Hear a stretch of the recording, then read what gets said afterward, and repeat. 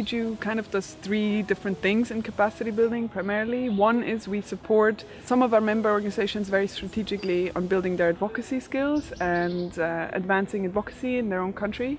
The second one is that we focus on countries where there hasn't been as much trans organizing maybe as in other countries, and we very much support people and organizations there in community organizing and community building. And the third is that we support our member organizations more generally in building their skills, their organizational skills, fundraising skills, by organizing trainings or events.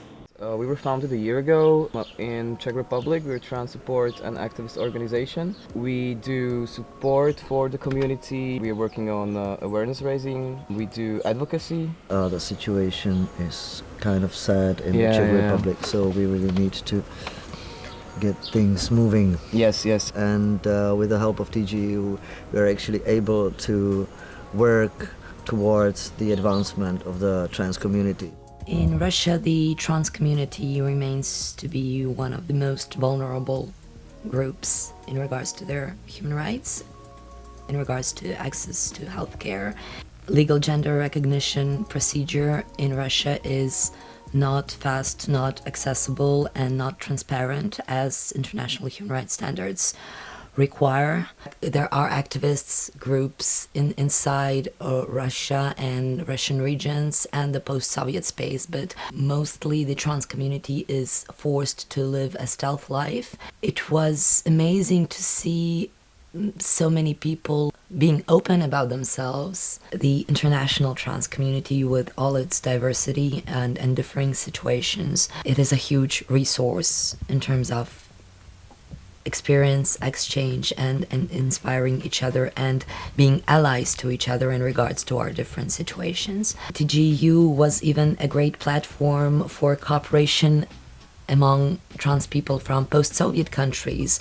We had our own little meeting at TGEU Council in Russian to discuss our common strategies, which was great. We had a conference, which was at that moment the first time like 45 to 50 people sat in a room and talked specifically about trans rights. Noah from TGEU was there, and that really set off a lot of contacts with especially stakeholders and representatives of ministries for further lobbying and advocacy.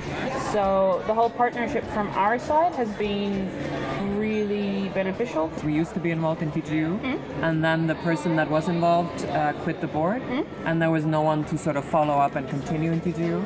So we've been actively becoming active in TGEU again, and it's actually been really good for us to, meet other trans people and see what they're doing, and yeah, it's like a really good network that I think we've been neglecting for a while. Yeah, TENI, the larger trans organisation, has definitely been involved with the TGEU quite a bit. TENI is the national trans organisation in Ireland, and we work with transgender people and their families, and we're really focused on a national level, so looking at the rights and equality of trans people in Ireland.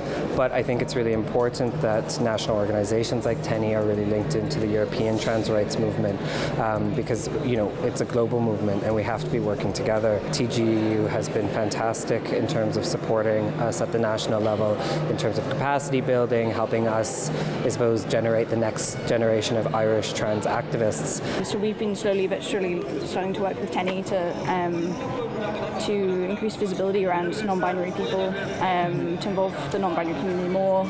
We have gender recognition now, which is incredible, but one of the big things is it doesn't include non-binary people, so that would be something we'd be looking at. Yeah, the current law in Iceland doesn't either include non-binaries. It's very explicit on opposite and the other gender and stuff like this. Yeah.